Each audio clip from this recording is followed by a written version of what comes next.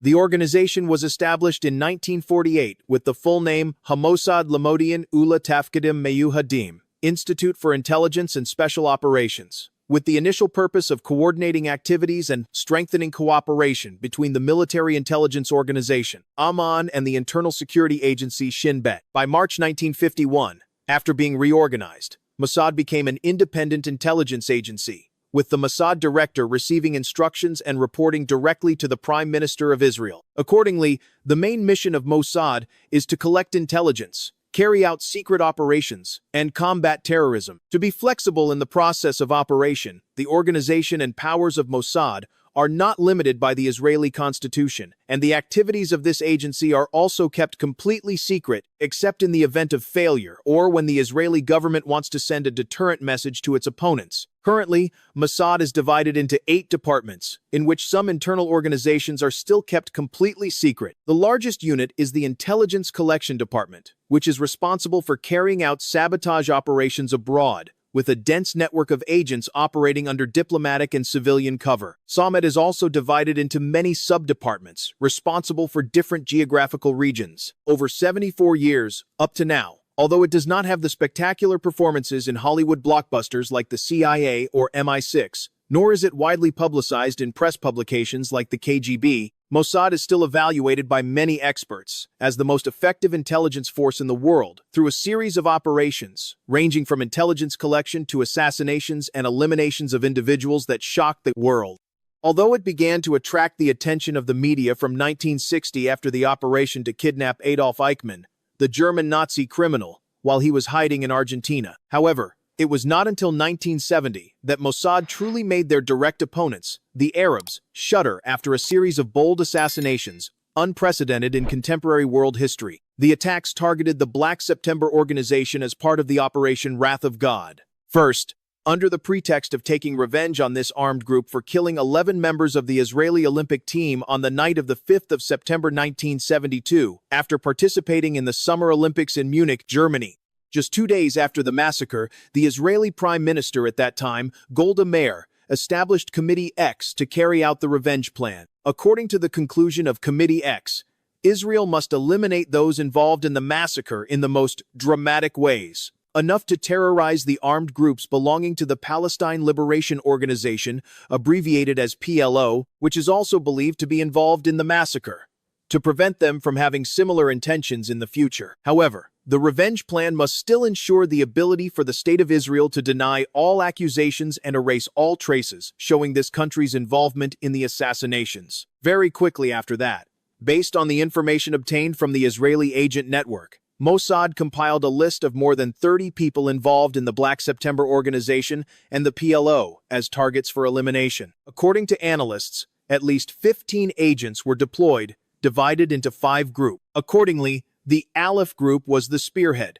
consisting of 2 professional assassins, supported by 2 gunmen from the Bet group. The Heth group served as cover, also with 2 members, and the Ayin group played the role of the backbone with 8 agents specializing in tailing targets while also planning escape routes for the entire team. Finally, Quaf, consisting of 2 communications specialists, was responsible for maintaining contact for the members. On the 16th of October 1972, Mossad operatives officially took action, opening the campaign with 12 bullets fired at Abdel Wael Zweiter, the PLO representative in Italy, despite the PLO's statements claiming that this man had nothing to do with the Black September group. On the 8th of December 1972, after planting a bomb in the telephone on the desk in the house of the next target, Dr. Mahmoud Hamshari, Mossad members called this doctor.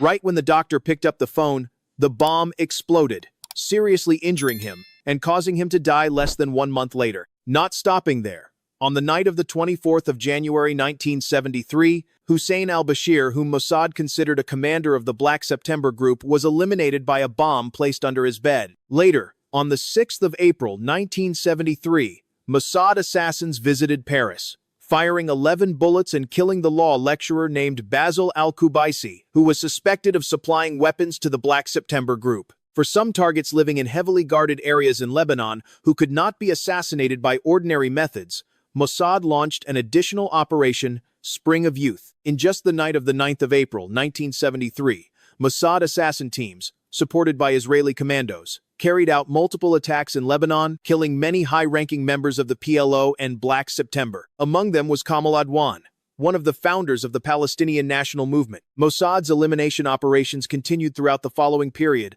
until the 21st of July 1973, when, due to mistakenly identifying Bouchiki as Ali Hassan Salameh, the man nicknamed Red Prince, Mossad assassins shot 14 bullets, taking this man's life. But ironically, Bouchiki was only a waiter and had nothing to do with organizations hostile to Israel. The incident was exposed. Norwegian authorities arrested 6 Mossad agents. Team leader Harari managed to escape back to Israel with the others, but Mossad's spy network and bases in Europe were all revealed. This foolish mistake by Mossad also led to international community opposition, forcing Prime Minister Golda Meir to order the suspension of the revenge campaign. The spy network in Europe was also severely damaged. But despite the not very optimistic situation, only 5 years later, the new Prime Minister of Israel, Menachem Begin, who held a strongly nationalist stance, allowed Mossad to continue implementing Wrath of God. Learning from the previous mistake, this time Mossad sent a beautiful female agent named Erica Chambers to Beirut, the capital of Lebanon, in hopes of approaching Salameh. By posing as an eccentric English female painter who was always immersed in painting street scenes, Erica Chambers had little difficulty approaching Salameh. Although he already had a wife who was the Miss Universe of 1971, this man still could not resist the attraction of the young girl Erica Chambers and revealed to her almost all of his habits and work schedule, exactly on the afternoon of the 22nd of January, 1979, right when the Red Prince was on his way to a party and had just passed the Volkswagen car parked near his house. A terrible explosion occurred, shaking the entire area. It turned out that Mossad had previously planted a bomb in that car and only waited for Chambers to give the signal before pressing the button, sending the Red Prince away forever. But like any other proactive intelligence force in the world, Mossad is not omnipotent and has also made many fatal mistakes. That happened even to Eli Cohen, Mossad's most outstanding agent. The story must begin in February 1962, when Mossad agent Eli Cohen, after being supported by Israeli intelligence, successfully infiltrated Syria under the alias Kamel Amin Sabet. This man quickly built relationships with many politicians, high-ranking military officials in the Syrian military circle, and foreign diplomats. Eli's method of operation was very simple. In the role of Amin Sabet, a wealthy Arab businessman who always showed absolute loyalty to Syria and the ruling Ba'ath Party, he often visited cafes, where influential figures in the Syrian political scene frequently gathered, built relationships with them, and organized parties at his own home. There, high-ranking officials often discussed work, including military plans and highly confidential intelligence information. Through those parties, Eli Cohen always showed that he truly wanted to contribute to the development of the government and to weaken Syria's opponents. Gradually, Eli Cohen gained the trust of Syrian politicians. Everything became increasingly favorable for Eli Cohen as the ruling Ba'ath Party grew stronger in the political arena. Thanks to that, he was also able to access more of the highest Syrian officials, to the point that they often asked him for advice on thorny issues. Eli Cohen, in the role of Sabet, later became the only civilian allowed to be present at secret military sites on the Golan Heights. Given great responsibility and highly trusted by the highest Syrian officials, Sabet was also considered a loyal Ba'ath Party member and was allowed to participate in closed government meetings. The content from these meetings was then transmitted back to Mossad by radio, mail, or delivered directly. In the period from early 1962 to the end of 1964, on the Israeli side, the intelligence information he sent to Tel Aviv helped the country in many important matters, especially during the Six-Day War with the combined forces of Egypt, Syria, and Jordan, bringing victory and expanding Israel's territory by 7,099 square kilometers. In particular, to help the Israeli army easily detect Syria's key defensive lines on the Golan Heights, Cohen succeeded in learning every detail of Syria's defensive positions there. Later, under the pretext of providing shade for Syrian soldiers at the military posts, he proposed to the Syrian authorities to plant many more green trees, but in reality it was to serve as markers for the Israeli Air Force to bomb. Eli Cohen also carried out several survey trips to the southern border area, successfully accessing Syria's military secrets and then providing Israel with information on troop positions, fortification systems, 3-layer interlocking mortar fire systems, and Syria's new types of weapons. It is known that, based on the information from Cohen, the Israelis thwarted the plan to redirect the headwaters of the Jordan River, which could have cut off the water supply to Israel. If this plan had succeeded, its consequences would have been extremely severe because most Israeli people depend on water from the Jordan River. However, it was precisely because of his accurate and continuous intelligence information that when Cohen sensed that his cover would soon be exposed and wanted to end his mission in November 1964, Mossad still requested that he continue his mission in Syria one more time. Exactly as Cohen feared, in January 1965, at a time when Syria was urgently intensifying its efforts to search for infiltrators, thanks to the use of modern tracking equipment provided by the Soviet Union, Syrian officials easily detected the signal source at Eli Cohen's own home and caught the agent red-handed while he was sending intelligence back to Tel Aviv. But the funny thing is that during the Six-Day War in 1967, 2 years after Eli Cohen was arrested, Syrian officials still did not notice anything unusual about the clusters of green trees that this agent had advised them to plant in the past. Later,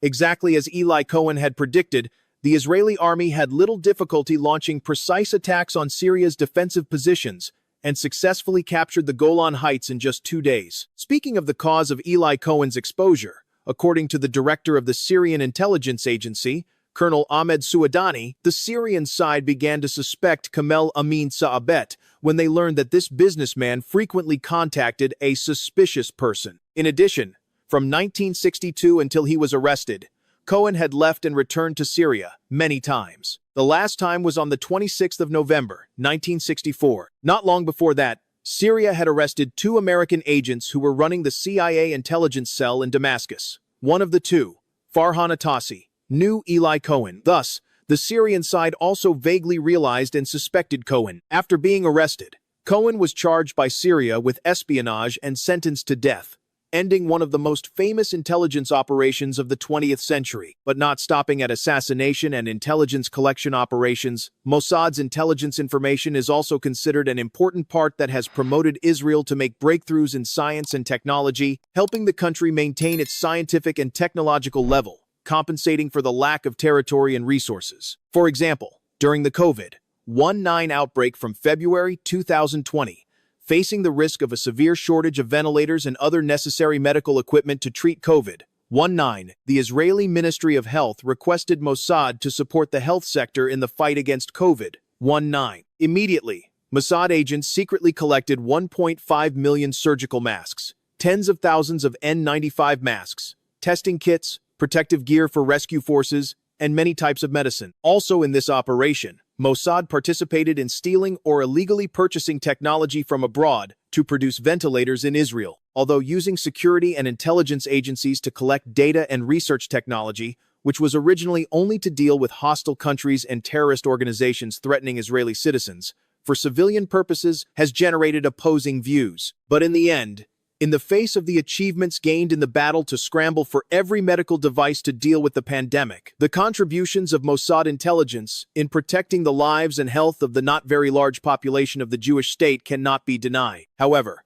Mossad's activities still mainly focus on military intelligence collection and elimination operations with high frequency. According to statistics from former agents who once worked in this organization, over the past decade, Mossad has carried out more than 800 elimination operations targeting a wide range of subjects from war criminals, the Hamas movement, Hezbollah, and so on. However, the country of Israel has still not seen peace. The Israeli people have still not been safe, and many talented Mossad personnel have even resigned, causing this organization to be weakened in terms of personnel. Moreover, with the development of advanced equipment, Israeli agents have increasingly abused assassination operations, gradually putting diplomatic efforts into deadlock. According to many analysts, the very style of carrying out bold operations with high frequency, although helping Israel achieve many resounding successes in a short time, has also made this force become a target that Israel's opponents guard against, making their operations increasingly less effective. In the long term, this can be considered a major flaw in Israel's intelligence doctrine,